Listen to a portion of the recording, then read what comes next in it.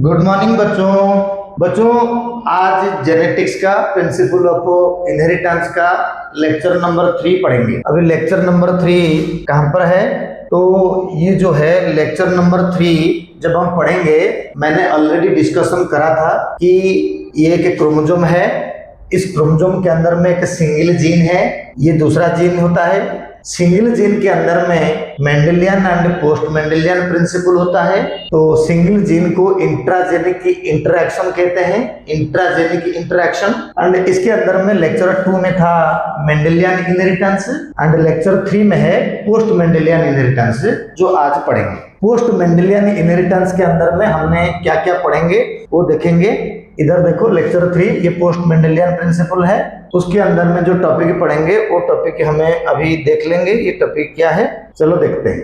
बच्चों लेक्चर 3 के अंदर में हमें जो टॉपिक है वो टॉपिक ये टॉपिक है लेक्चर 3 का, जिसका नाम है इंट्राजेनिक की इंटरेक्शन और इंट्राजेनिक की इनहेरिटेंस। ये टॉपिक है। जो इंट्राजेनिक की इनहेरिटेंस है ये कि पोस्ट मेंडेलियन प्रिंसिपल के अंडर में पढ़ेंगे लेक्चर 3 में। लेक्चर 2 में मेंडेलियन था। अब ये जो इंट्राजेनिक की इनहेरिटेंस से पोस्ट मेंडेलियन प्रिंसिपल में क्या क्या टॉपिक आता है। पोस्ट मेंडेलियन जो मेंडल के मोनोहाइब्रिड क्रॉस से अलग रेशियो में जो बनता है उसको पोस्ट मेंडेलियन कहते हैं। एंड इसमें जो टॉपिक होता है, क्या क्या टॉपिक होता है आप हमें देख लेंगे। पहला टॉपिक होता है इनकम्प्लीट डोमिनेंस। दूसरा टॉपिक होता है, पहला टॉपिक होता है इनकम्प्लीट डोमिनेंस। दूसरा टॉपिक होता है codominance, over dominance, lethal gene, pleiotropic gene, multiple allelism. ये सारे टॉपिक जो है लेक्चर 3 के अंदर में पढ़ेंगे, अभी पढ़ेंगे। तो सबसे पहले अगर मैं स्टार्ट करूंगा इनकम्प्लीट डोमिनेंस। बच्चे इनकम्प्लीट डोमिनेंस के बारे में थोड़ा बहुत नोट्स भी तुमको मिल जाएगा। इनकम्प्लीट डोमिनेंस से एग्जैक्टली होता क्या है वो चीज को हमें थोड़ा शो ऑफ करेंगे इधर। इनकम्प्लीट डोमिनेंस में हम इधर से देखेंगे। इनकम्प्लीट डोमिनेंस को मैं जो बोलता हूं, देखो बच्चों, इनकम्प्लीट डोमिनेंस वो होता है कि दो जीन में से neither of the any allele of a allelomorphic pair is dominant over each other. That means both the allele are partially expressed to form a mixed hybrid individual in F1 heterozygous condition। F1 यानी first filial generation में heterozygous condition पे both parent का partial expression होके एक mixed colour hybrid individual बनेगा, उसको बोलते हैं incomplete dominance. Means neither of the allele dominant over each other. Mendel का कुछ अलग था, मेंडल था एक एलीली डोमिनेट करेगा दूसरे के ऊपर। ये कह रहा है कि neither of the any allele dominate over each other so that the F1 heterozygous individual produces a mixed colour hybrid, यानी मिक्स्ड हाइब्रिड प्रोड्यूस होगा, दोनों का एक मिक्स कैरेक्टर आएगा। सपोज मैं एक एग्जांपल दूंगा। हमने कभी कभी देखा होगा व्हाइट काउ देखे हैं एंड रेड काउ भी देखे हैं, लेकिन मैं कह रहा हूँ white cow and red bull. Bull red है, काउ व्हाइट है। अगर ये दोनों के बीच में क्रॉसिंग होगा तो अगर ये इनकम्प्लीट डोमिनेंस होगा, कोई किसी के ऊपर डोमिनेंट नहीं है, दोनों पार्शियली अगर एक्सप्रेस करते हैं अपना कैरेक्टर, तो पक्का वो जो बछड़ा होगा, जो न्यू इंडिविजुअल पैदा होगा, वो पक्का पिंक कलर का होगा। क्योंकि मान लो एक हेयर्स उसका आएगा व्हाइट, दूसरा आएगा रेड, फिर व्हाइट रेड वो मिक्स होने के बाद उसका फिनोटाइपिक की उसका एक्सटर्नल एक्सप्रेशन जो होगा वो पिंक कलर हो जाएगा। उसको बोलते हैं मिक्स्ड हाइब्रिड। मतलब both red and white colours are mixed to form the pink. Same thing इधर हम पढ़ेंगे। एंड यही जो इनकम्प्लीट डोमिनेंस होता है, जो पेरेंटल कैरेक्टर बदल जाता है F1 में, उसको बोलते हैं ब्लेंडिंग इनहेरिटेंस। ब्लेंडिंग मतलब चेंज ऑफ इनहेरिटेंस, यानी हेटेरोजाइगस कंडीशन पे कैरेक्टर चेंज हो रहा है। हेटेरोजाइगस कंडीशन पे कैरेक्टर जो है वो चेंज हो रहा है। तो अब सवाल यहाँ पर हम देखेंगे, जो मैंने बोला यही था। मेंडल मोनोहाइब्रिड क्रॉसेस के अंदर में 3:1 जैसे रेशियो था, phenotypic ratio and genotypic ratio 1:2:1 था। बट इनकम्प्लीट डोमिनेंस के अंदर में क्या होगा, phenotypic ratio and genotypic ratio दोनों सेम होंगे। That is called 1:2:1। ये 1:2:1 के फॉर्म में ये फिनोटाइपिक एंड जीनोटाइपिक रेशियो में सेम रहेंगे। And it was discovered by the Carl Correns. सबसे बड़ी बात यही है, कार्ल कोरेन ने इनको डिस्कवर करा था। तो यही है इनकम्प्लीट डोमिनेंस का कहानी। बट अब हमें इनकम्प्लीट डोमिनेंस के अंदर में जो क्वेश्चंस पढ़ेंगे, ये कार्ल कोरेन के फोटो देख लो। कार्ल कोरेन साइंटिस्ट है, जर्मन साइंटिस्ट ही है। इन्होंने मेंडल्स लॉ को रीडिस्कवर भी करा था, आगे पढ़ेंगे। अभी कार्ल कोरेन जो है वो क्लैरिटी यानी यही है जो इनकम्प्लीट डोमिनेंस को डिस्कवर करा था, जिसको पोस्ट मेंडेलियन बोलते हैं। अब हमने पहला एग्जाम्पल इसके अंदर में पढ़ेंगे। पहला एग्जाम्पल बच्चा जब पढ़ेंगे, देख लो मैंने एग्जाम्पल पहले से सेट किया। पहला एग्जाम्पल का नाम है मेरे इवनिंग प्राइम रोज। इवनिंग प्राइम रोज, मैं सारे एग्जाम्पल दूंगा, पूरे क्लैरिटी कर दूंगा। इवनिंग प्राइम रोज का दूसरा नाम है 4 o'clock प्लांट। 4 बजे वो मतलब ब्लूम होता है, जिसका बाइनोमियल नेम है मिराबिलिस जल्पा, लिखा हुआ है मिराबिलिस जल्पा, बाइनोमियल नेम है। जापान में इस फ्लावर को बोलते हैं wonder of a flower, wonder flower. Hindi में हम लोग बोलते हैं गुलबक्सी। एंड ये तो बहुत जरूरी है सुनना, उड़िया में हम लोग बोलते हैं रंगनी। खैर जिसको याद रखना है रखो। बाकी यही जो इवनिंग प्राइम रोज है, ये इनका अलग अलग नाम है। बात बिल्कुल सिंपल है। रेड फ्लावर को जब व्हाइट फ्लावर में क्रॉस करेंगे, यहाँ पर रेड फ्लावर का जो आलेली होता है, रेड फ्लावर का जो आलेली होता है यहाँ, ये रेड फ्लावर का जो आलेली होता है बड़ा आर लिया, व्हाइट फ्लावर का जो आलेली था छोटा आर लिया। इनको क्रॉस करने से बड़ा आर छोटा आर तो आएंगे F1 में, 4 F1 आएंगे, मगर सारे एक जैसा होगा। रेड में लिखा बड़ा आर को, व्हाइट में लिखा छोटा आर को। तो ये जो कलर होंगे, बछड़ा आएगा या जो F1 आएगा, जो हेटेरोजाइगस आएंगे, वो क्या करेगा, इन दोनों का मिक्स्ड कलर आ जाएगा, that is called pink colour आएगा। इसका कलर होगा pink. Pink is a mixed hybrid and hence it is called blending inheritance. Blending मतलब neither of the parental character is expressed in the F1 generation, change. And ये जो F1, हमेशा एक चीज याद रखना, जब भी दो पेरेंट को क्रॉस करते हैं F1 बनता है, उस क्रॉस को बोलते हैं आउट क्रॉसिंग। लेकिन जब दो F1 को क्रॉस करते हैं, F2 बनेगा या F3 बनेगा या F4 बनेगा, उसको बोलते हैं सेल्फिंग। मैंने 2 लाइन बोला, out crossing and selfing. Out crossing हमेशा पेरेंट को क्रॉस करते हैं, F1 बनता है। F1 को क्रॉस करें, F2 बनेगा, वो सेल्फिंग। F2 को क्रॉस करेंगे, F3 बनेगा, वो भी सेल्फिंग। तो जनरली क्या होता है कि आउट क्रॉसिंग होता है पेरेंट को क्रॉस करना, एंड F1 को क्रॉस करने से सेल्फिंग होता है। अभी जब हमें सेल्फिंग करेंगे, इसको देखो, ये मैंने करा, पहले इधर से पिंक बनाया। अब 2 पिंक को जब मैंने सेल्फिंग करूंगा, सेल्फिंग करने से एक प्योर रेड आ जाएगा, 2 पिंक आ जाएगा और एक व्हाइट आएगा। सवाल ये है कि जो फिनोटाइपिक रेशियो होता है, दिखता है, वही जीनोटाइपिक रेशियो होता है। यानी फिनोटाइपिक रेशियो जीनोटाइपिक रेशियो जो होता है इसके अंदर में सेम होता है, that phenotypic and genotypic ratio same हो जाता है। इस टॉपिक को हमें इधर भी मेंशन कर रखें, 1:2:1। जिस तरीका से हमने मिराबिलिस जल्पा को डिस्कस करा, ठीक उसी तरीके से हमें एक सेकंड एग्जांपल ले रहे हैं इनकम्प्लीट डोमिनेंस का, जिसका नाम है डॉग फ्लावर। नाम क्या है, लिख लो, डॉग फ्लावर। डॉग फ्लावर मतलब कभी फ्लावर को देखोगे, जैसे कुत्ता अपना मतलब mouth, upper lip, lower lip को ऐसे करता है, वो फ्लावर का वैसे ही है उसका बनावट। फ्लावर के बीच में काफ़ी स्पेस होगा, अपर पेटल लोअर पेटल के बीच में ऐसे ऐसे करने का सिस्टम होगा, that's why called dog flower. कभी देख लेना, इसका बाइनोमियल नेम होता है एंटीरिनम मेजस। बाइनोमियल नेम होता है एंटीरिनम मेजस। सेम तरीका से exactly red flower, white flower, F1 is the mixed color hybrid that is called pink color, and when F1 undergoes self-day, it produces a red, pink and a white in the ratio of 1:2:1. It is phenotypic as well as genotypic ratio, and same pattern में inheritance ये हो गया है 1:2:1। Example number 3 बहुत important अच्छा example है, मैंने 2 botany का दिया, तो जूलॉजी का एग्जाम्पल दे रहा हूँ जिसका नाम है ब्लू अंडालुसियन फाउल। क्या नाम है? Blue Andalusian fowl. देख लो 3 नंबर एग्जाम्पल। अंडालुसियन मतलब जब हमने व्हाइट कलर का फाउल, व्हाइट फाउल को ब्लैक फाउल में क्रॉस करेंगे तो जो F1 आएगा, तो F1 जो होगा अंडालुसियन ब्लू कलर जैसा दिखाई देंगे। फिर 2 अंडालुसियन को जब क्रॉस करेंगे मेल एंड फीमेल के बीच में, तो जो 4 इंडिविजुअल आएंगे उसमें से एक होगा व्हाइट फाउल, दूसरा होगा बाकी 2 होंगे अंडालुसियन, फिर एक होगा black.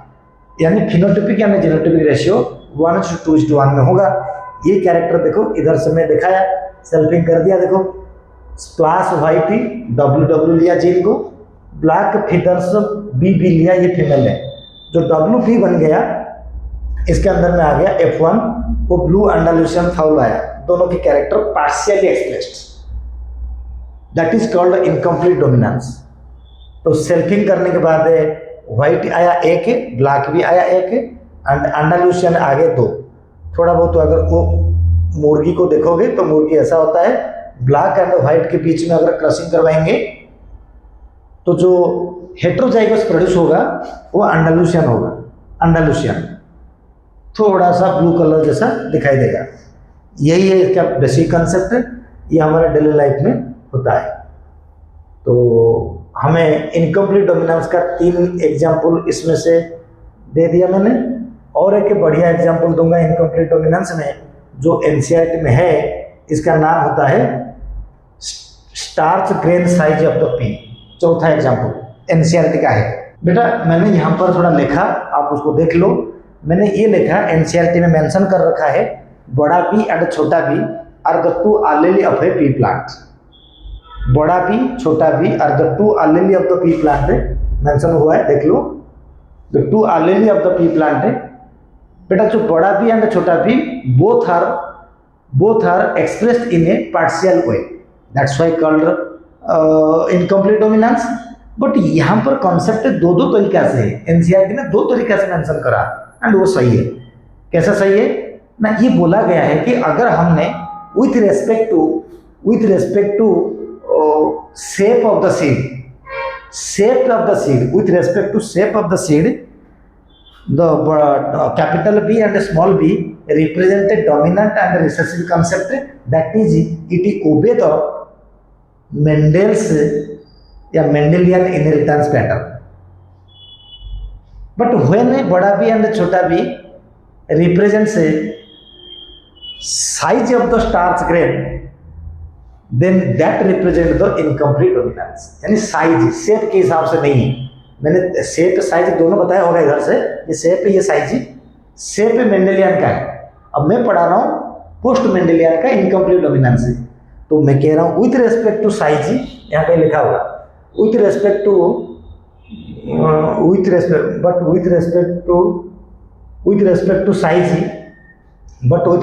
Size P is shown incomplete dominance है। शेप जो होगा डोमिनेंट कर देगा। तो साइज के पास ये है, तो बड़ा भी लार्ज यानी बड़ा सा मटर का दाना थोड़ा बड़ा होगा, छोटा भी छोटा मटर का दाना होगा। जब दोनों के प्लांट को क्रॉस कर देंगे, जो न्यू हाइब्रिड प्लांट आएगा उसमें से एक इंटरमीडिएट आएगा, तो आ गया ना दोनों के बीच में। मेंडल में क्या हो रहा था, अगर जब तक बड़ा भी है तब तक लार्जर कैरेक्टर प्रोड्यूस होगा, डोमिनेंट कैरेक्टर होगा। यहाँ पर छोटा भी रिसेसिव नहीं है या बड़ा भी डोमिनेंट नहीं है, दोनों थोड़ा बहुत एक्सप्रेस करते हैं। तो फिर जितना जीन होगा बड़ा उतना आएगा कैरेक्टर साइज में। कहने का मतलब है लार्ज सीड वाला प्लांट स्मॉल सीड वाला प्लांट जब क्रॉसिंग होगा तो इंटरमीडिएट सीड वाला प्लांट प्रोड्यूस होगा। This is called intermediate seed. अगर मैं इसको लिखता हूँ, ये जो होगा दिस इज इंटरमीडिएट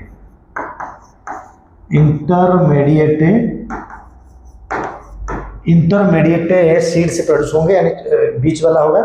फिर जब सेल्फिंग करेंगे, 2 इंटरमीडिएट सीड को हमें क्रॉस करेंगे, तो 2 इंटरमीडिएट सीड को जब मैंने क्रॉस कर दिया, यहाँ पर सेल्फिंग, यहाँ पर मैं सेल्फिंग अगर दिखाऊंगा, 2 इंटरमीडिएट प्लांट को देखो मैंने सेल्फिंग करवाया, ये होता है F1, इंटरमीडिएट सीड्स 2 है, तो यहाँ पर एक लार्ज आएगा, एक स्मॉल आएगा, फिर दो आएंगे इंटरमीडिएट।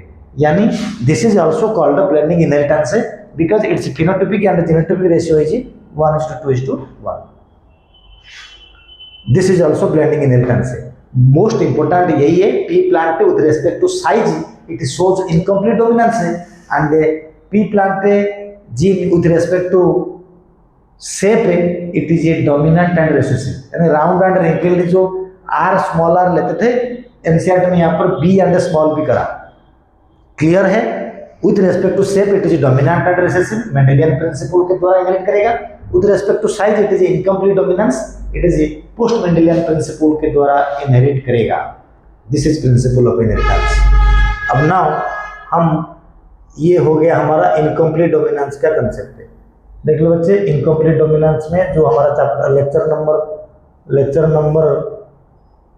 लेक्चर नंबर 3 था, अब 3 नंबर लेक्चर में एग्जाम्पल हमने दे दिया। यहाँ पर भी मैंने फोटो खींच के रखा है, एग्जाम्पल देख लो।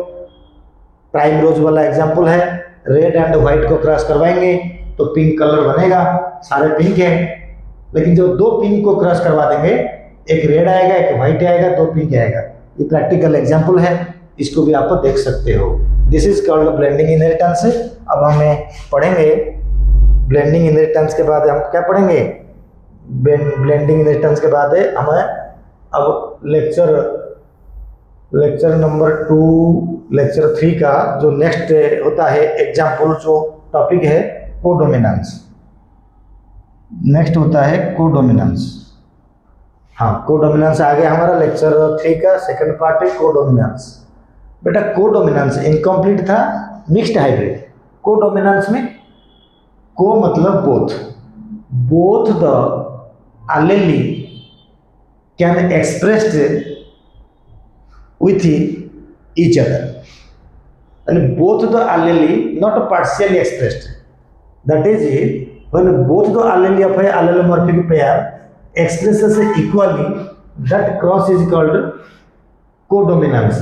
उधर था expresses partially, इधर है expresses equally। मैंने पहले एग्जाम्पल दे के सुनो, फिर ये लाइन समझ में आ जाएगा, इसको लिख लोगे। It was discovered by the Grigor Johan Mendel, यानी मेंडल ही इनका डिस्कवरर है। ठीक है, अच्छी बात है, मेंडल इसका डिस्कवरर है। अब देखो एक छोटी सी एग्जाम्पल इधर देखो, बड़ा करके मैं दिखाता हूँ उस एग्जाम्पल को। कोडोमिनेंस का बढ़िया एग्जाम्पल मैंने ढूंढा। इसमें एक रेड कलर का जिसको बोलते हैं बुल, रेड कलर का बुल जब वो क्रॉसिंग करता है व्हाइट कलर का काव के साथ है, तो जो प्रोजेनी आता है, तो जो बछड़ा आता है वो आता है रोन कलर। कौन सा कलर में आता है? जो बछड़ा आता है, ये वाला जो बछड़ा आता है, ये रोन कलर। रोन क्यों कहते हैं इसको रोन कलर? ना, इसके अंदर में जो फीमेल होता है, फीमेल वो करेगा बेस कलर, बॉडी का बेस कलर होगा फीमेल। जो मेल होगा, बूल कहते हैं उसको, उसके जो कैरेक्टर एक्सप्रेस करेगा वो पैचेस आएगा, पैचेस, कोडोमिनेंस।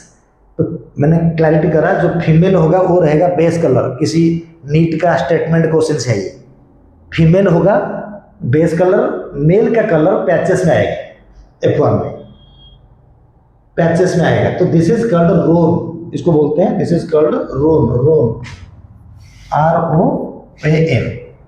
अब जब दो रोन को हमें क्रॉसिंग करवाएंगे, तो फिर सेम तरीका से एक आएगा रेड, दो आएंगे रोन, एक आएगा व्हाइट। यानी फिनोटिपिक एंड जीनोटिपिक रेशियो 1:2:1। ये भी phenotypic ratio equal to genotypic ratio, this is equal to 1:2:1। समझ अगर कम आया होगा, मैंने ये जो तुमको ये बात को दोबारा दिखाता हूँ, समझ आया होगा तो इसमें से दोबारा देख लो क्या होता है कोडोमिनेंस में। मैंने खुद ही एग्जाम्पल कर रखा होगा।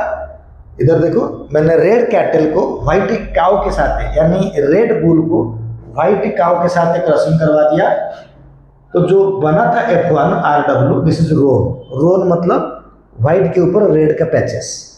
तो बोथ कलर हाइब्रिड, यानी व्हाइट भी अपना कैरेक्टर दे रहा है, रेड भी अपना कैरेक्टर दे रहा है। But both are equally expressed, not partially incomplete था। सही बात है। अभी जब फिर दोनों रोन को सेल्फिंग कर दिया मैंने इधर से, जब सेल्फिंग कर दिया, अब सेल्फिंग के बाद क्या बन गया, एक रेड एक व्हाइट दो रोन, यानी फिनोटाइपिक जीनोटाइपिक रेशियो 1:2:1। यही है बेसिक कंसेप्ट में आपका कोडोमिनेंस के अंदर में। बेटा कोडोमिनेंस के अंदर में मैंने एक मछली का एग्जांपल भी लिया, तो मछली का भी देखो एक रेड एंड ब्लू का, रेड ब्लू का पैचेस हो रहा है, यानी ये वाला मछली पक्का होगा, ये जो होगा वो मेल होगा, ये वाला फीमेल होगा, तभी मेल का कैरेक्टर पैचेस में आएगा, फीमेल का कैरेक्टर बेस कलर रहेगा। ओके। और एग्जाम्पल नंबर 2 कोडोमिनेंस के अंदर में, एग्जाम्पल नंबर 2 खाली एग्जाम्पल लिखा गया है, मैं बताता हूँ। बेटा एग्जाम्पल नंबर 2 जो होता है एबीओ ब्लड ग्रुप, मैं एबीओ ब्लड ग्रुप को और अच्छे से मल्टीपल एनालाइजिंग के अंदर में ज़्यादा डिस्कस करूँगा। ये एक कोडोमिनेंस के अंदर में इसलिए रखा गया क्योंकि ब्लड ग्रुप के अंदर में, एबीओ ब्लड ग्रुप के अंदर में एक होता है antigen A and antigen B. तुमने सुना होगा अगर ये दोनों एंटीजन अगर रहेंगे ब्लड के अंदर में तो ब्लड का जो ग्रुप होगा वो एबी हो जाएगा, यानी both the antigen are equally expressed and produces a common character, that is why it is called ABO blood group. और डिटेल्स पढ़ेंगे 3 एलील को लेके मल्टीपल एनालाइज, उसको यहाँ कम कर देते हैं। अब आता है सिकल सेल एनीमिया। बेटा ये जो सिकल सेल एनीमिया होता है इसको हमें दोबारा भी पढ़ेंगे किसी और कंडीशन के अंदर में, यानी प्लेयोट्रोपिक जीन के अंदर में पढ़ेंगे। अभी बेटा जो सिकल सेल एनीमिया होता है, सिकल सेल एनीमिया होता है वो होता क्यों है, अगर मैं यहीं पर अगर डिस्कस करूँगा कर सकता हूँ, थोड़ा देख लो सिकल सेल एनीमिया को मैं बताता हूँ। तो सिकल सेल एनीमिया क्या होता है मैं उनके बारे में थोड़ा बताता हूँ। 3 नंबर एग्जाम्पल कोडोमिनेंस का, अगर शॉर्टकट में कहूँगा इधर देखो सिकल सेल एनीमिया होता क्या है।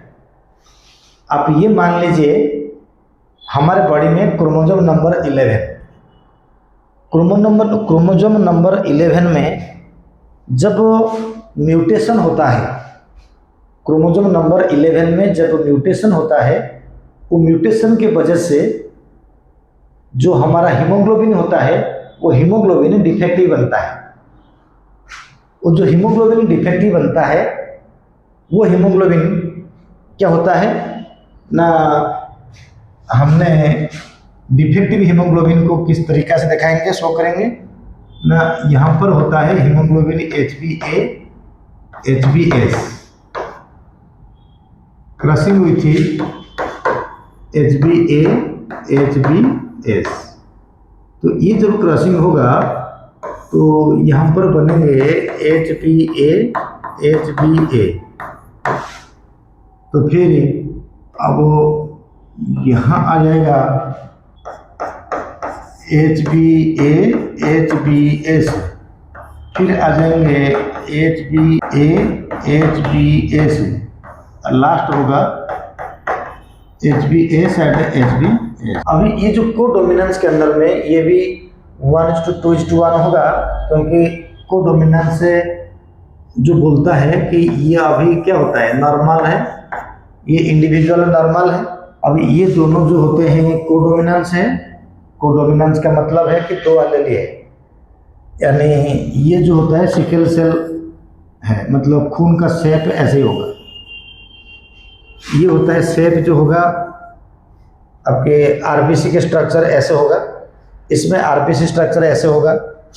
इनमें क्या होता है, मान लो ये होता है आरबीसी, ये होता है आरबीसी, एंड अब आरबीसी के स्ट्रक्चर देखो, 2 आरबीसी नॉर्मल आरबीसी है, ये दोनों आरबीसी सिकल सेल एनीमिया वाला आरबीसी है।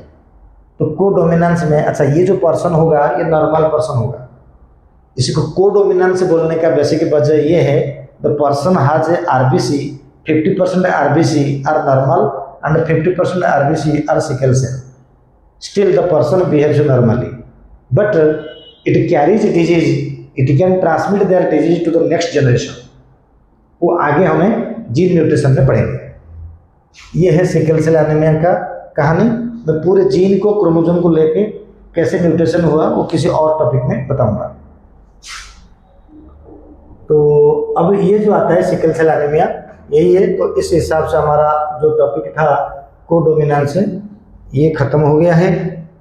अब हम जाते हैं ओवर डोमिनेंस के पास। बेटा ओवर डोमिनेंस के पास क्या करेंगे, कोडोमिनेंस ओवर डोमिनेंस में यहाँ पर देखो incomplete dominance, codominance and over dominance, ये तीनों के ratio 1:2:1 phenotypic as well as genotypic. Over dominance क्या होता है ना, when two parent are crossed that is called out crossed the F1 generation exhibit and express more phenotypical characters। इसका मतलब एक एग्जाम्पल दे के बताता हूं कि white eye Drosophila, white eye Drosophila जब क्रॉस करता है रेड आई ड्रोसोफिला के साथ रेड आईज, जो F1 आएगा वो ब्राइट रेड हो जाएगा, बहुत ज़्यादा रेड हो जाएगा। मैंने कुछ ड्रोसोफिला का फोटो रखा, इस फोटो को एक बार चेक करो। आपको देखो this is red eye, this is white eye, जिसको मैंने निशान मार रहा हूँ, दिस इज रेड आईज, ये रेड। अच्छा इनसे जो आ रहा है ये होता है व्हाइट, ये रेड एंड ये व्हाइट। लेकिन तुमने इनको नज़र करो, इसको भी नज़र करो, ये हो जाता है ब्राइट रेड, ब्राइट रेड। इसका मतलब यही हो रहा है कि हेटेरोजाइगोस कंडीशन पे, हेटेरोजाइगोस कंडीशन पे जो एलील होता है एक्स्ट्रा ऑर्डिनरी एक्सप्रेस करता है एंड उसके कैरेक्टर काफ़ी डीपली होता है। मैंने ये जो टॉपिक को इधर से बताया, मैंने इस टॉपिक को जरा देखोगे मैंने कैसे करा इसको कोडोमिनेंस एंड ओवर डोमिनेंस में, ये उसका लैंग्वेज है, आप इसको लिख सकते हो। यानी मैंने बोला कि in heterozygous condition characters of dominant trait expressed maximum, dominant characters express करेगा मैक्सिमम वे में, इधर लिखा हुआ है, लिख सकते हो। Red eye Drosophila W+W+, wild type, white eye Drosophila WW mutant type, white वाला। जब ये क्रॉसिंग होगा W+W आएगा, more fitness, more expressed, brightened characters will be performed, this is called F1। जो मैंने डाटा दिखा रहा था ये F1 हो जाएगा, bright red, bright red F1 होगा। अब दो ब्राइट रेड को जब क्रॉसिंग करवाएंगे, दो ब्राइट रेड को जब क्रॉसिंग करवाएंगे, एक फिर व्हाइट आएगा, एक फिर आ जाएगा नॉर्मल रेड और दो आ जाएंगे ब्राइट रेड। इसका मतलब हुआ phenotypic ratio genotypic ratio equal to 1:2:1। देख लो कहानी को, ये कंसेप्ट है। तो इस तरीके से हमने बताते हैं कि ये होता है ओवर डोमिनेंस। बेटा तीन मैंने बोला जो ओवर डोमिनेंस होता है इसको बोलते हैं ओवर डोमिनेंस, मैंने इनकम्प्लीट डोमिनेंस, को डोमिनेंस एंड ओवर डोमिनेंस बोला। अब मैं डिस्कस करूंगा, तीन और डिस्कस करूंगा, लेक्चर खत्म हो जाएगा। तो बाकी जो तीन अभी है उसको हम अभी डिस्कस करेंगे, ठीक है। उसका नाम पहला होता है, मैं कहूँगा lethal gene, pleiotropic gene and multiple allele. Lethal gene के बारे में देखेंगे। लिथल, बेटा लिथल जीन को डिस्कवर करा था एल क्यूनॉट, एल क्यूनॉट डिस्कवर करा था शुरुआत में, ये जूलॉजी के लिए। प्लांट में ई बॉर्न ने डिस्कवर करा था, प्लांट के लिए, प्लांट में अलग किया था किसने, ई बॉर्न ने। जूलॉजी एनिमल में करा था एल क्यूनॉट। खैर ये अगर एनसीईआरटी में होगा तो आएगा, नहीं तो नहीं आएगा। लिथल जीन होता क्या है? लिथल मतलब मार देना, लिथल मतलब डेथ, लिथल मतलब डेथ, लिथल मतलब डेथ। इसका क्या मतलब है? इसका मतलब ये है, लिथल मतलब कि लिथलिटी का मतलब a gene which is produces a character in heterozygous condition, but in homozygous condition it behaves as a recessive or lethal, so that organism C becomes die in homozygous, organism becomes die in homozygous condition। एक second, हाँ hello बच्चों। अच्छा, ये जो बच्चा जो अभी हमें लेक्चर 3 का सेकंड पार्ट जो पढ़ेंगे अभी, लिथालजिन, प्लियोट्रोपिक जीन एंड मल्टीपल एलेलाइजिन, उसको देखेंगे। पहला होता है ये लिथालजिन। अब लिथालजिन के अंदर में लिथालजिन को डिस्कवर करा था किसने? एल क्यू नॉट ने डिस्कवर करा था। एनिमल में, प्लांट में डिस्कवर करा था ई बॉर ने। लिखा हुआ है यहाँ पर, कहीं देख लो। ये लिथालजिन का बेसिक मतलब क्या है? Lethal gene means a gene which dominant for body character but recessive for lethality। दोबारा कहता हूं, ए gene which is dominant for body character and recessive for lethality।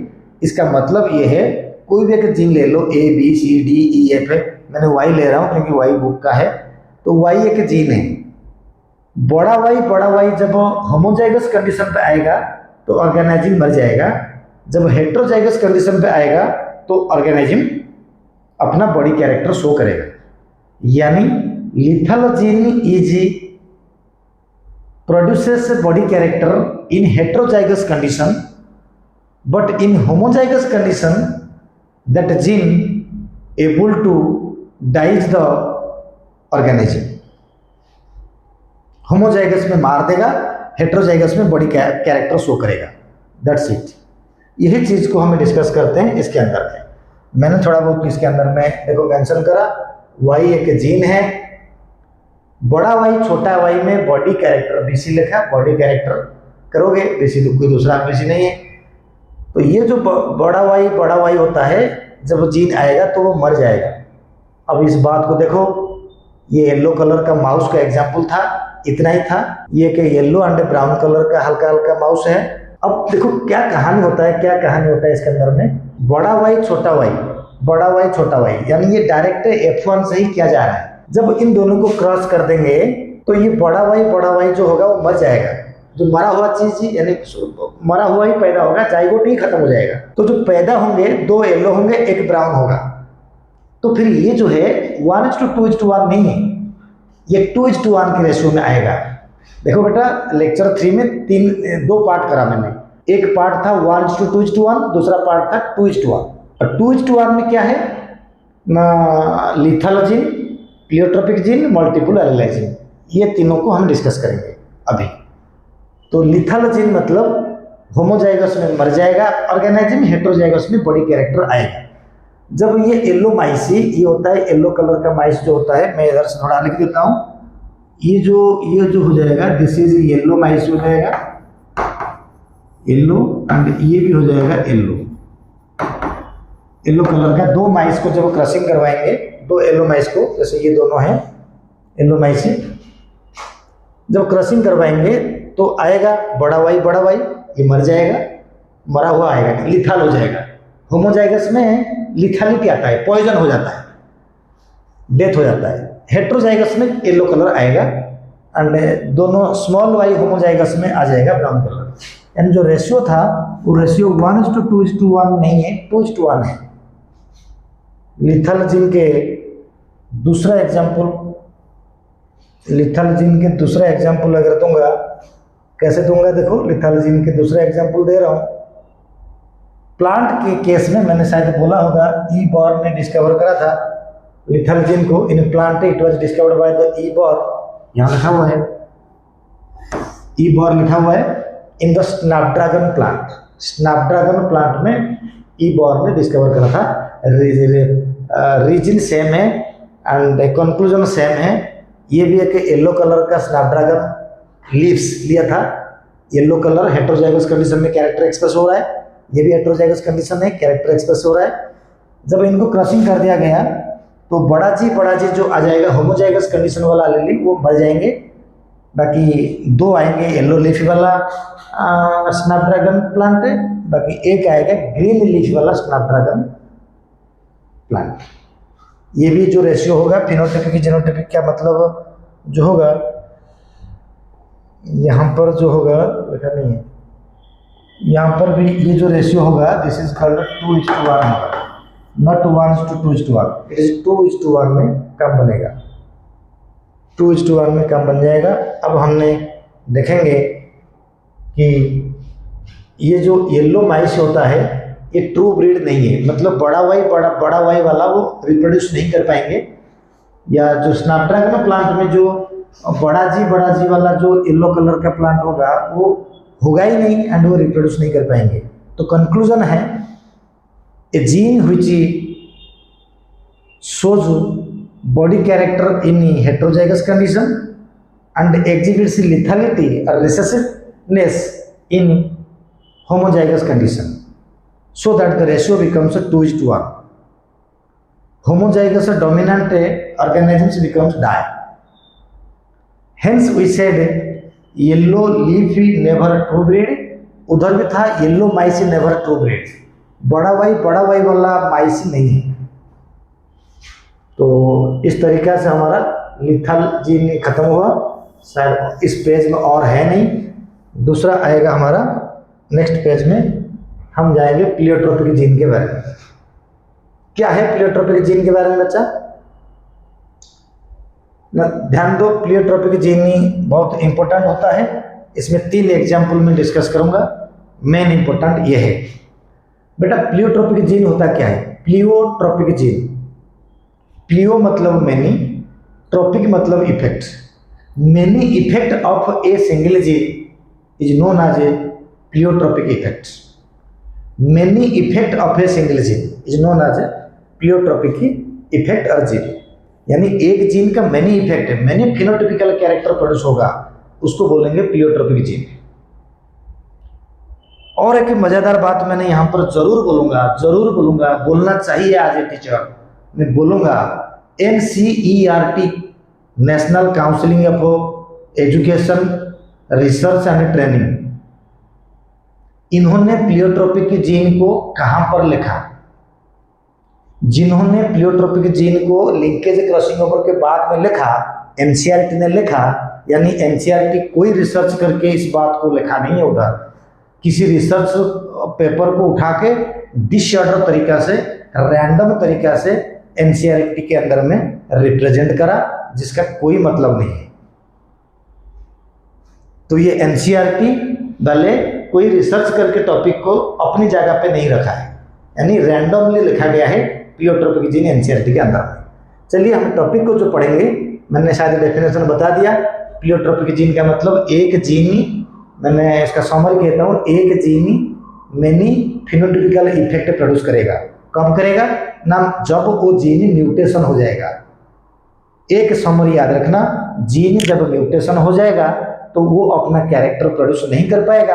जब वो अपना कैरेक्टर प्रोड्यूस नहीं कर पाएगा, उसके वजह से जो डिजीज होगा, उस डिजीज का number of phenotypical character produce होंगे। ये है प्लियोट्रोपी। जीन होगा म्यूटेशन, कैरेक्टर होगा ब्लॉक, तो जो डिजीज वाला कैरेक्टर आएंगे वो मेनी प्रकार का सिम्टम्स आएगा। जैसे आपको कॉमन कोल्ड एक डिजीज है, आपका सिम्टम क्या होगा? Running nose, water eyes and sore throat and other lots of symptoms arise is your phenotypical character expression. Similarly जब जीन ब्लॉक होगा, कैरेक्टर प्रोड्यूस नहीं होगा, डिजीज अपीयर होगा, तो वो number of phenotypical character produce करेंगे, जिसका नाम है प्लियोट्रोपी। अब हमें 3 एग्जाम्पल पढ़ेंगे प्लियोट्रोपी में। अब आ गया दोबारा sickle cell anaemia. Sickle cell anaemia पहला एग्जाम्पल है, दूसरा एग्जाम्पल PKU फिनाइल कीटोन्यूरिया बताऊंगा, तीसरा एग्जाम्पल था पी प्लांट ऑफ जीन। देखो बेटा, मैं छोटे छोटे एग्जाम्पल को पहले कह देता हूँ, फिर ये PKU and sickle cell anaemia को बताऊंगा। चलो पहले सिकल सेल एनीमिया को पहले कहता हूँ, मैं बोला था कि इधर कहूँगा, तो अब मैंने इसी पेज के अंदर में सिकल सेल एनीमिया को डिस्कस करना चाहूँगा। इसमें हो जाएगा सिकल सेल एनीमिया को थोड़ा डिटेल से देखो। अब मैं कहता हूँ सिकल सेल एनीमिया,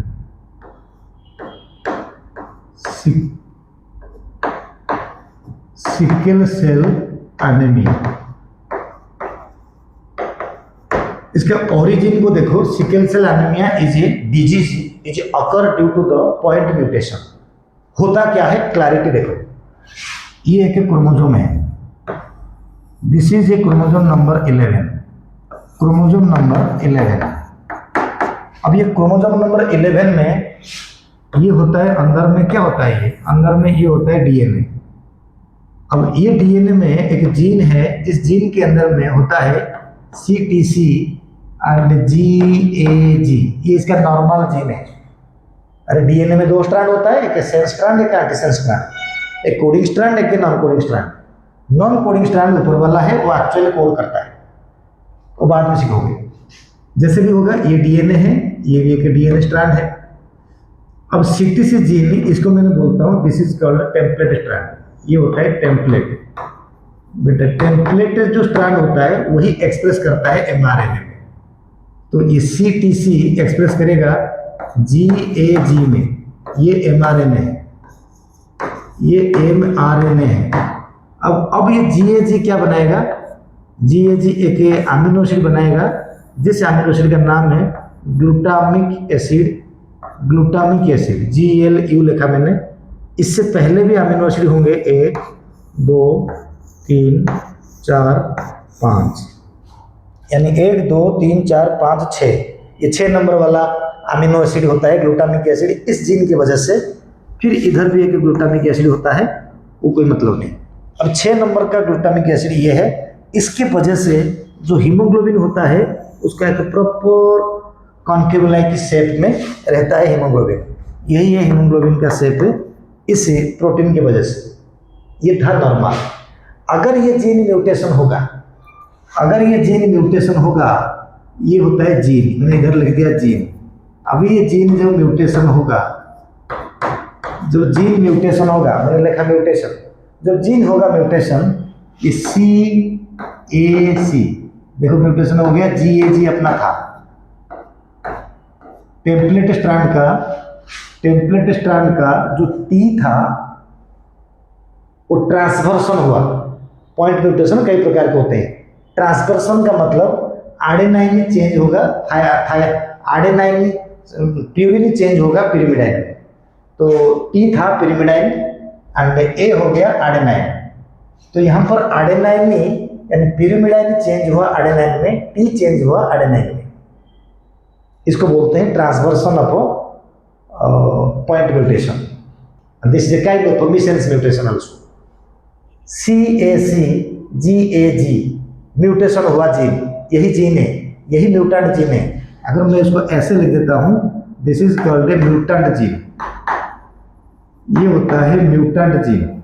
अब इन जीन की वजह से क्या होगा, इस जीन की वजह से क्या होगा ना, इस जीन की वजह से क्या हो जाएगा ना, जो mRNA बनेगा C के बदले में आएगा G, A के बदले में आएगा U, C के बदले में आएगा G।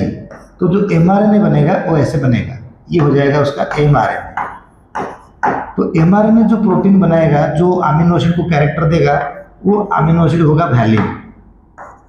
1 2 3 4 5, यानी 6 नंबर ये है, 7 नंबर इसका भी दूसरा है। देखो ग्लूटामिक एसिड नॉर्मल था, नॉर्मल हीमोग्लोबिन बनाया। जब वैलिन आ जाएगा तो हीमोग्लोबिन का शेप बदल जाएगा। जब वैलिन आएगा हीमोग्लोबिन का शेप बदलेगा, समझे, हीमोग्लोबिन का शेप बदलेगा। हीमोग्लोबिन कैसे दिखाई देगा, हीमोग्लोबिन सिकल लाइक स्ट्रक्चर में दिखाई देगा, घास काटने वाला सिकल लाइक स्ट्रक्चर में दिखाई देगा। अब ये जो हीमोग्लोबिन सिकल लाइक स्ट्रक्चर दिखाई देगा ऐसे, तो यही है सिकल सेल एनीमिया। मैंने पहले अभी बोल के गया था सेकंड पार्ट में कि ये जो सिकल सेल एनीमिया कोडोमिनेंस होता है, यानी कोडोमिनेंस वाला टॉपिक मैं दिखाऊंगा। लेकिन ये कि प्लियोट्रोपिक जीन है, क्योंकि यही जीन जब म्यूटेशन हुआ, डिजीज आ गया, डिजीज आने के बाद मैनी प्रकार का इफेक्ट होगा, वो इफेक्ट में बताऊंगा, अभी लिखूंगा। तो ये हो गया वैलिन, इसके वजह से सिकल सेल एनीमिया होगा। बेटा अगर सिकल सेल एनीमिया होता है हमारे आरबीसी, तो उसके अंदर में प्लाज्मोडियम वाइवाक्स जो है रह नहीं पाएगा। इसीलिए जिसको सिकल सेल एनीमिया होता है उसको कभी मलेरिया नहीं होता, क्योंकि प्लाज्मोडियम वाइवाक्स जो पैरासाइट है वो सिकल सेल आरबीसी के अंदर में रह नहीं पाएगा, क्योंकि जब जाएगा ये आरबीसी फट जाएगा। तो यानी कि पॉजिटिव पॉइंट हुआ, जिसको सिकल सेल एनीमिया है उसको कभी मलेरिया नहीं होगा, यही है रीजन। अब सवाल हमें करेंगे कि ये जो सिकल सेल एनीमिया जब होता है, या सिकल सेल एनीमिया इसके वजह से जो होगा, मैं अभी थोड़ा सा ऊपर उठाता हूँ, यही होगा। तो इसके वजह से it leads to sickle cell anaemia, sickle cell anaemia, इसकी वजह से हुआ सिकल सेल एनीमिया। अब समझ आया? जब इसके वजह से सिकल सेल एनीमिया हुआ, अब यही जीन के वजह से जब सिकल सेल एनीमिया हुआ, तो इसका इफेक्ट क्या पड़ेगा, इनका इफेक्ट क्या पड़ेगा ना, इनका इफेक्ट 3-4 प्रकार का इफेक्ट डिजीज दिखाई देगा सिकल सेल एनीमिया का। क्या क्या? पहला पॉइंट है, पहले तो एनीमिया होगा, खून की कमी। क्या होगा? एनीमिया। दूसरा क्या होगा? दूसरा होगा अटैक पेन, अचानक पेन स्टार्ट हो जाएगा, अटैक पेन। अटैक पेन के बाद तीसरा क्या होगा? Swelling of hand and feet, हाथ पैर के अंदर में सूजन आ जाएगा, स्वेलिंग ऑफ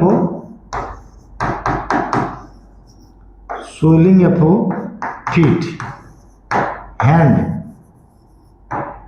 एंड लगा देना, एंड फीट एंड हैंड में स्वेलिंग आएगा। एंड लास्ट होता है स्ट्रोक, स्ट्रोक हो जाएगा, स्ट्रोक यानी आपको हार्ट अटैक भी आ सकता है उस सिकल सेल एनीमिया के वजह से। तो यानी हो गया ना। What is pleiotropy? Pleiotropy means many effect of A same gene और कॉमन जीन और वन जीन।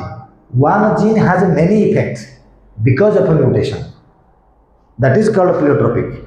एग्जाम्पल दिया, एक जीन था सिकल सेल एनीमिया का, एक जीन था सिकल सेल एनीमिया का, तो वो जीन जब म्यूटेशन हुआ, वो एब्नॉर्मल हीमोग्लोबिन बनाया, जिसके वजह से सिकल सेल एनीमिया हुआ।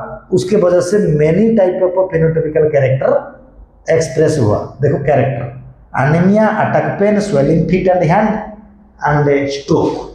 सो दिस इज कॉल्ड प्लियोट्रोपी। अगर हम ये प्लियोट्रोपी को कोडोमिनेंस के हिसाब से एक्सप्लेन करेंगे, तो शायद मैंने उधर से HBA HBS करके बता रहा था कि जो कोडोमिनेंस होता है, उनके अंदर में आधा सिकल सेल होते हैं, आधा नॉर्मल सेल्स होते हैं। उनको डिजीज नहीं होता, बट वो कैरियर होते हैं, वो आगे पास करते हैं, अपने जनरेशन में डिजीज को पास कर सकते हैं। जब उनके बीच में मैरिज होगा, उनसे जो बच्चे होंगे, उन बच्चों का हीमोग्लोबिन या सिकल सेल चाइल्ड प्रोड्यूस होने का 25% चांस होता है, क्योंकि चारों में से एक को होने का चांस है, HBA HBS जो होता है। तो अब सवाल इसके अंदर में हमें यही इस तरीक़ा से दे सकते हैं कि सिकल सेल एनीमिया ये है। अब बेटा प्लियोट्रोपिक का एक दूसरा एग्जाम्पल हमारा था, प्लियोट्रोपिक का दूसरा एग्जाम्पल था, पहला एग्जाम्पल क्या है, 3 एग्जाम्पल था इसके अंदर में, देख लो। पहला एग्जाम्पल ये था सिकल सेल एनीमिया। अब दूसरा एग्जाम्पल करेंगे, जिससे एग्जाम्पल का नाम होगा PKU। चलते हैं PKU करने के लिए।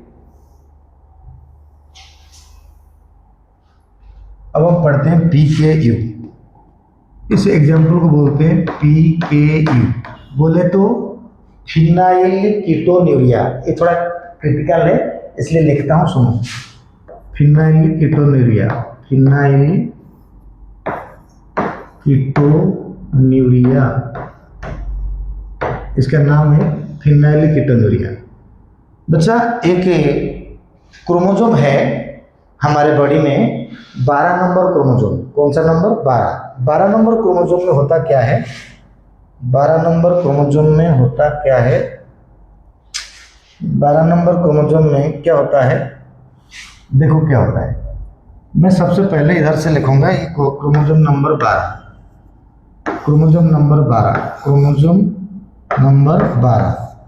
12 नंबर क्रोमोसोम में एक जीन है, जिस जीन का नाम है PAH जीन। यही जीन जब वो प्रोड्यूस करेगा, ये जीन जब प्रोड्यूस करता, ये जीन, बेटा जीन का एंड प्रोडक्ट क्या होता है, मैं आगे पढ़ाऊंगा किसी और चैप्टर में। जीन बनाएगा या तो एक एंजाइम, या तो प्रोटीन, या तो हार्मोन। ये 3 होता है जीन का प्रोडक्ट। एमआरएनए होते हुए एंजाइम से बनता है या प्रोटीन बनता है।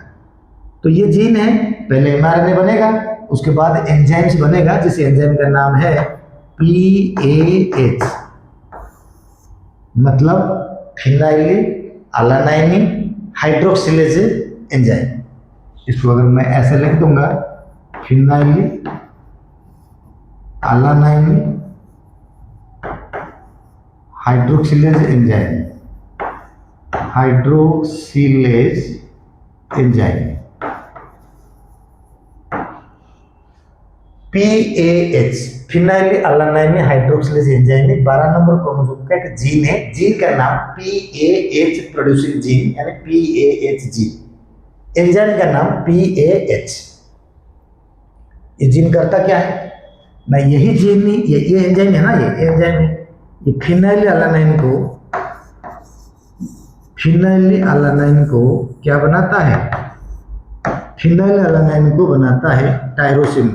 क्या बनाता है, किसमें, टायरोसिन में बनाता है, टायरोसिन में कन्वर्ट करता है। अच्छी बात है, अमीनो एसिड टायरोसिन में कन्वर्ट होता है एंड हमारे बॉडी का नॉर्मल फंक्शन जो होता है वो करता है। फिनाइल अलानाइन बॉडी के लिए सही नहीं है तो टायरोसिन में बदल देता है कौन, PAH एंजाइम, तो बॉडी नॉर्मल फंक्शन करा। अगर वो जीन म्यूटेशन हो जाएगा, अगर वो जीन म्यूटेशन हो जाएगा, मैं उसको आगे लेता हूँ ऊपर करके, जीन को म्यूटेशन करके दिखा दूंगा। अगर वो जीन म्यूटेशन हो जाएगा, जरा इधर देखेंगे तो कैसे होगा ना, सेम जीन है, क्रोमोसोम सेम है, क्रोमोसोम 12 है, यहाँ पर जीन है, मगर ये जो जीन है पूरे म्यूटेंट हो गया। म्यूटेंट मतलब PAH जीन म्यूटेंट यानी जीन हो गया म्यूटेशन। अब म्यूटेशन होने की वजह से तो इन्होंने क्या बनाएगा, mutant, so PAH enzyme not produce, जब प्रोड्यूस नहीं हुआ सो फिनाइली अलानाइनी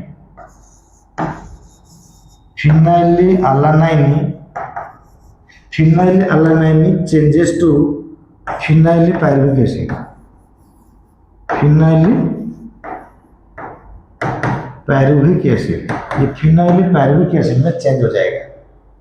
अब ये फिनाइली पायरुविक एसिड में चेंज होने की वजह से तो बॉडी के अंदर में बहुत सारे सिम्टम्स दिखाई देंगे, बहुत सारे कैरेक्टर्स दिखाई देगा। कैसा कैरेक्टर दिखाई देगा, बहुत सारे, मतलब हमने जैसे प्लियोट्रोपिक जीन का एग्जाम्पल पढ़ रहे हैं ना, जो बॉडी के अंदर में मेंटल रिटार्डेशन आएगा तो क्या इफेक्ट होगा, देख लेते हैं इफेक्ट क्या होगा। बॉडी के अंदर में इफेक्ट होगा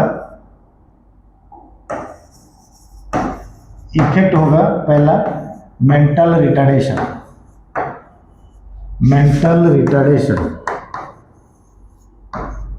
यानी पागल हो जाएगा इंसान, थोड़ा मेंटल क्रैक हो जाएगा, मेंटल रिटार्डेशन होगा। दूसरा क्या हो जाएगा, रिड्यूस्ड हेयर ऑन हेड, मतलब जल्दी टकलापन आ जाएगा, गंजापन आ जाएगा जल्दी, यानी बाल निकल जाएंगे। 3 नंबर पे क्या हो जाता है ना, reduce to pigment on the skin,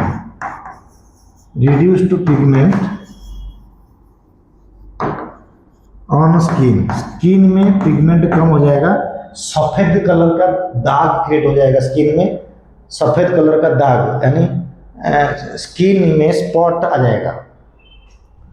और जो होगा चौथा नंबर में क्या हो जाएगा ना, स्किन में एक्जिमा होगा ज़्यादा, मतलब वो एक्जिमा ठीक नहीं होगा, स्किन में एक्जिमा होंगे। कैसे एक्जिमा होगा, eczema arised on the skin, skin में एक्जिमा शुरू हो जाएगा। तो इस तरीका से ये जो टॉपिक होता है प्लियोट्रोपिक का, PKU के बारे में क्या सिखाया मैंने बोला कि क्रोमोसोम नंबर 12 में PAH जीन अगर सही फंक्शन करेगा तो सही फंक्शन करा, अगर सही फंक्शन नहीं करा, जीन म्यूटेशन हुआ म्यूटेशन होने से जो phenylalanine phenylpyruvic acid में कन्वर्ट हो जाएगा, तो फिनाइली पायरुविक एसिड में कन्वर्ट होने से क्या होगा, मैनी इफेक्ट क्रिएट होगा। ये मैनी इफेक्ट में mental retardation, reduced hair on the hand head and reduce to pigmentation on the body and last में eczema arised in the skin also. So these are the many effects arising due to the mutation of a single gene. This is called pleiotropic gene का second example. अब मैं एक बार check करता हूँ third example कौन सा है, पिकेलियो। Sir इसमें था ना ए। देखो बेटे थर्ड एग्जाम्पल में क्या था, मैं थर्ड एग्जाम्पल पहले बता चुका हूँ, दोबारा बता दूंगा। सिकल सेल एनीमिया हुआ, फिनाइलकीटोनुरिया अभी मैंने कर दिया। और थर्ड एग्जाम्पल का नाम पी प्लांट का जीन। मैं बताता हूँ पी प्लांट के जीन के बारे में। पी प्लांट जीन के बारे में बताऊंगा। P plant gene of P plant, gene of P plant,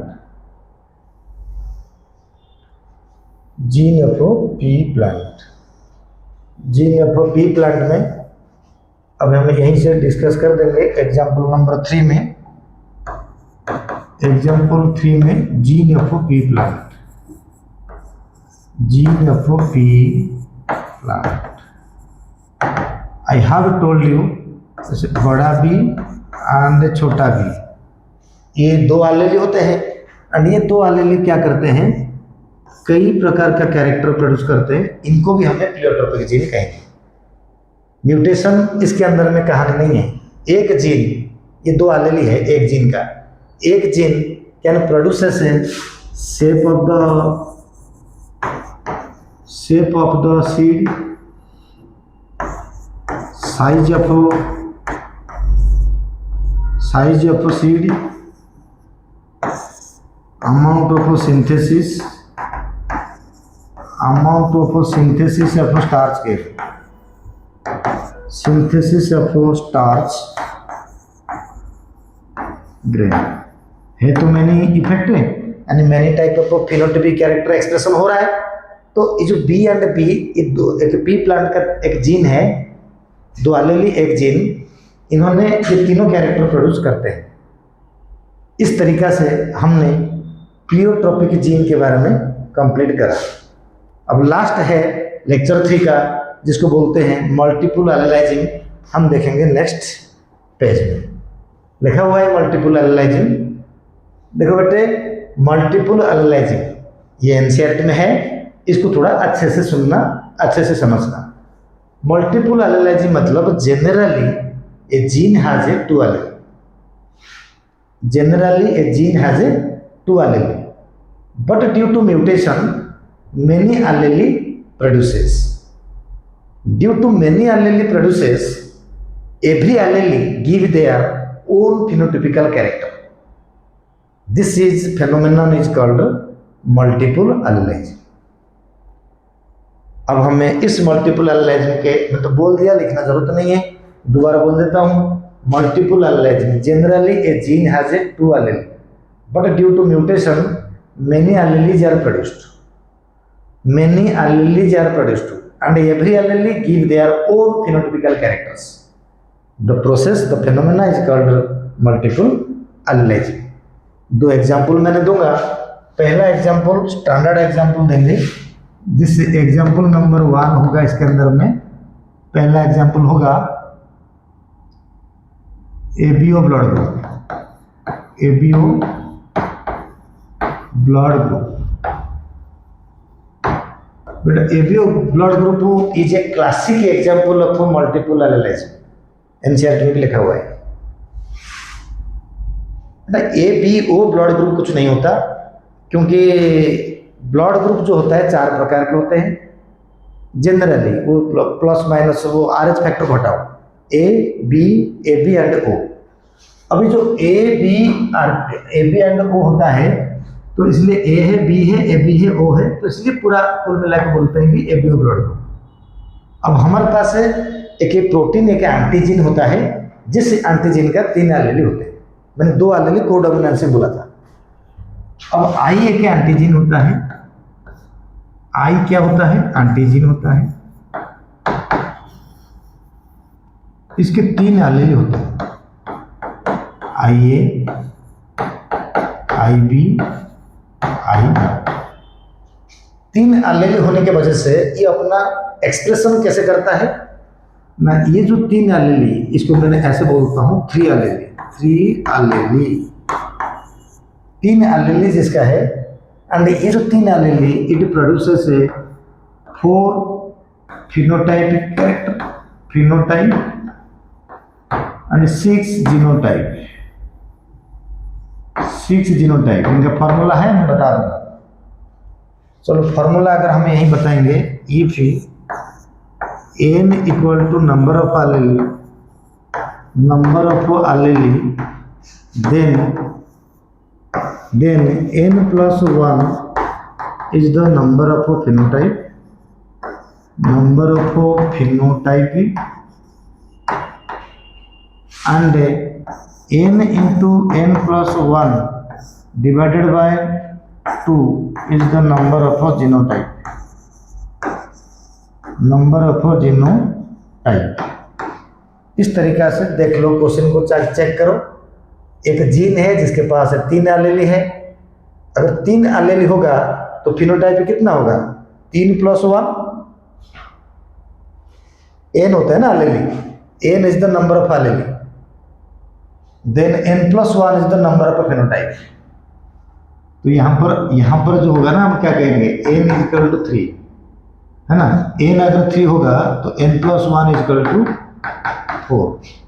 यहाँ पर भी n = 3, तो n × n + 1 divided by 2 = 3 × 4 by 2 = 6। अब देख लो 6 भी जीनोटाइप, यानी अगर किसी जीन में 3 एलीली है उसका आएगा 6 प्रकार का जीनोटाइप, 4 प्रकार के फिनोटाइप आएंगे। ये रूल है। एक बार नीट में क्वेश्चन आया था, किसी बच्चा ने पूछा था, तो उनका जो था कि एक जीन में 21 एलीली, मैं उसको बताता हूं। अगर किसी जीन में अगर 21 एलीली है, if A gene has 21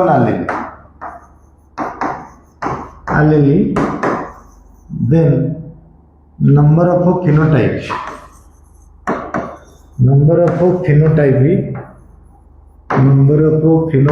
equal to 21 + 1 = 22। number of genotype equal to 21 × 22/2। जो भी आंसर आएगा निकाल देना, 11 को फिर मल्टीप्लाई कर देना। तो इस तरीका से अगर मैं इसको कर दूं, दिस इज इक्वल टू 21 × 11 काट दिया, this is equal to 1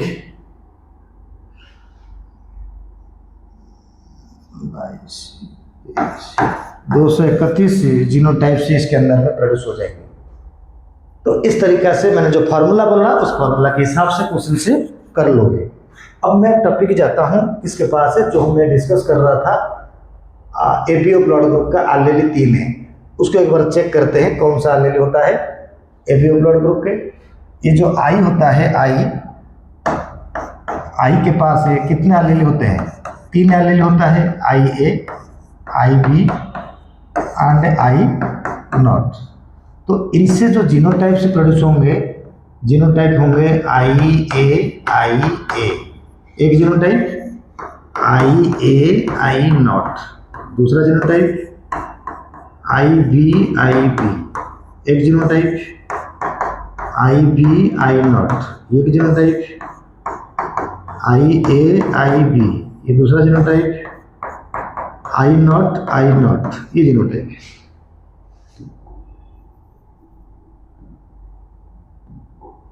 I not ये जीनोटाइप। तो टोटल जीनोटाइप 6 हो गए। अब फिनोटाइप क्या हो गया, this is blood group A, this is blood group B, this is blood group A B and this is blood group O. तो ये A B A B O phenotype 4, genotype हो गए इसके अंदर में 6। अब मल्टीपल एलेलिज्म का मतलब एक gene has many allele, more than 2 allele, every allele give their own characters, this is called multiple allelism. अब इस मल्टीपल एलेलिज्म का दूसरा एग्जांपल मैं दूंगा, म्यूटेशन यानी आई colour of wing of Drosophila. मैं कहता हूँ विंग ऑफ ड्रोसोफिला के बारे में, इसको छोटा करके रख देता हूँ, छोटा नहीं हो, ऑलरेडी एक छोटा है। चलो विंग ऑफ ड्रोसोफिला, चलो रख दिया बाहर, कहीं नहीं जाए। अब आता है wing of Drosophila. Wing of Drosophila, Drosophila ये थोड़ा इंपॉर्टेंट है, इसको देखो। विंग ऑफ ड्रोसोफिला बेटा क्या होता है ना, जनरली ड्रोसोफिला जो होता है उसके पास है एक जीन में 2 एलील होता है। पहले देखो नॉर्मल 2 एलील, सबसे पहले मैंने एक क्रोमोसोम बनाया, इस क्रोमोसोम के अंदर में मैंने एक जीन दिखाया दिया, ये जीन के अंदर में 2 एलील, यहाँ से लेके यहाँ तक एक जीन है, जीन ये एक एलील है जिसका नाम है VG, VG प्लस, ये एक एलील है जिसका नाम खाली VG। VG प्लस मतलब normal wing, normal wing, and VG मतलब वेस्टिजियल विंग, वेस्टिजियल विंग, ये VG मतलब बेटा वेस्टिजियल विंग। अब नॉर्मल विंग वेस्टिजियल विंग देख लो, VG प्लस VG तो 2 एलील है, ये 2 एलील है, तो 2 एलील ऐसा है, एक में रेड कर दिया एक में व्हाइट कर दिया। अगर ये म्यूटेशन होगा, जरा देखो मैंने इसको ले रहा हूं, अगर ये म्यूटेशन होगा, मान लीजिए जीन म्यूटेशन हुआ, ये है इधर लिया मैंने, अब ये म्यूटेशन हुआ, क्या हुआ, म्यूटेशन हुआ। बेटा जब म्यूटेशन होगा तो क्या होगा ना, देखो म्यूटेशन के बाद कैसा क्रोमोसोम बना, म्यूटेशन के बाद क्रोमोसोम को मैं दिखा रहा हूँ, ये हुआ उसकी जीन, ये जीन के अंदर में 1 2 3 4, यानी 1 था 2 था, ये चेंज हो गया। अब ये म्यूटेशन से तो ये हो जाएगा, ये था VG प्लस, अब ये था VG खाली VG, अब इधर से आएंगे, पहला एक कैरेक्टर आएगा, ये जीन क्या हो जाएगा, कितना हो गया देखो, म्यूटेशन हो गया 1 2 3 4 5 एलील हुए। After mutation 5 allele is form, after mutation 5 allele form. Mutation के बाद अगर 5 एलील बनेंगे तो सारे अपना कैरेक्टर देंगे, कैसा कैरेक्टर देंगे, एक आ जाएगा VG NI, एक आ जाएगा VG NO, एक आ जाएगा VG ST, और एक तो ये था, यानी 3 और एक्स्ट्रा बन गए थे। जब 3 एक्स्ट्रा बन जाएंगे वो कैसे कैसे कैरेक्टर देगा उसको हम देखेंगे, कैसे कैसे कैरेक्टर देगा उसको हम देखेंगे। VG प्लस, बेटा VG प्लस जो कैरेक्टर देगा ड्रोसोफिला में, तो VG प्लस जो देगा, इधर देखो कैसे होता है। मान लीजिए ये जो ड्रोसोफिला है, एक ड्रोसोफिला में बनाऊंगा, इसको मैंने VG प्लस बोलूँगा। VG प्लस का मतलब ड्रोसोफिला के अंदर में इनका एक नॉर्मल विंग होगा, तो ये है VG plus, normal wings. VG plus जो होता है normal wing, normal wing. VGN mutation हुआ, एलील बना, VGN कैसे बनेगा, VGN बनेगा, मैंने इधर से बनाता हूँ, एक डायग्राम और है, जैसे कि ये होता है VGN, कैसे बनाएंगे ना, ये इनके विंग्स बना, तो उसके अंदर में हल्का सा कॉट आएगा, मैंने कॉट ऐसे दिखा दिया रेड में, कॉट दिखा जाता हूँ रेड में, तो ये होता है निक, निक बना, निक, निक मतलब कट, एक हल्का सा कट बना इसके ऊपर, बाकी मैंने इसको डायग्राम को ऐसे दिखा दिया, तो हल्का सा कट बना, VG निक, उसको मैंने ऐसे दिखा दिया, ठीक है, निक्ड, निक्ड विंग, निक्ड विंग, ठीक है। अब VG नॉच। नॉच मतलब मैं दिखा दूंगा अभी इधर से, ये ड्रोसोफिला है, ये ड्रोसोफिला के अंदर में नॉच मतलब क्या होता है ना, बीच में एक होल हो गया, बीच में होल हो गया नॉच। अगर हमने इसको ऐसे ऐसे कर दिया तो ये बन गया भेजी नॉच, यानी इसका जो विंग था, विंग में एक छेद हो गया, हल्का हल्का उड़ पाएगा, थोड़ा बहुत उड़ भी नहीं पाएगा। अब दूसरे एग्जाम्पल में दिखाता हूँ, इसके अंदर में ये है ड्रोसोफिला के अंदर में भेजी स्ट्रिप्स। स्ट्रिप्स मतलब इनके जो विंग्स होगा फट गया, इनका विंग्स जो था भेजी नॉच था, भेजी स्ट्रिप्स हो गया, यानी खराब हो गया, ये उड़ नहीं पाएगा, स्ट्रिप्स हो गया। तो ये ड्रोसोफिला। बट भेजी नॉर्मल जो था, पूरे वेस्टिजियल जो था, ये कैसे आ जाएगा, ऐसे मान लो ये एक था,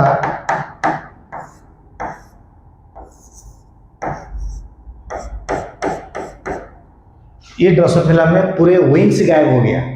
बेटा एक स्ट्रक्चर था, जैसे मैंने अगर स्ट्रक्चर को अभी ऐसे दिखाता हूँ तुमको, एक बार देखो क्या मैंने बोला, एक बार था ये एक क्रोमोसोम था जिसमें 2 जीन थे, भेजी प्लस भेजी। भेजी प्लस नॉर्मल, भेजी होता है वेस्टिजियल। जो म्यूटेशन हुआ, एलील कितने बने, एलील एक्स्ट्रा बन गए 3। जो एक्स्ट्रा एलील 3 बना, भेजी plus normal wings, healthy wings, भेजी निक मतलब विंग में कट आ गया, भेजी नॉच मतलब विंग में होल आ गया, भेजी स्टिप्स मतलब सारे विंग से टूट गया, स्प्लिट हो गया, उड़ नहीं पाएगा। अब भेजी मतलब वेस्टिजियल विंग्स मतलब पूरे कंप्लीटली मतलब विंग से डेविएट हो गया, बॉडी से गायब हो गया, तो ये एक छोटा सा कीड़ा जैसा रह गया, अब ये उड़ नहीं पाएगा। तो मेरा ये कहने का मतलब, what is multiple allelism? Generally ये gene has 2 allele, after mutation many alleles are formed, every allele give their own phenotypical character, this is called multiple allelism. Classic example of multiple allelism is the ABO blood group, जो हमारे syllabus कहता है, ये syllabus नहीं है। इस तरीके से मेरा लेक्चर 3 जो है वो खत्म हुआ। All the best.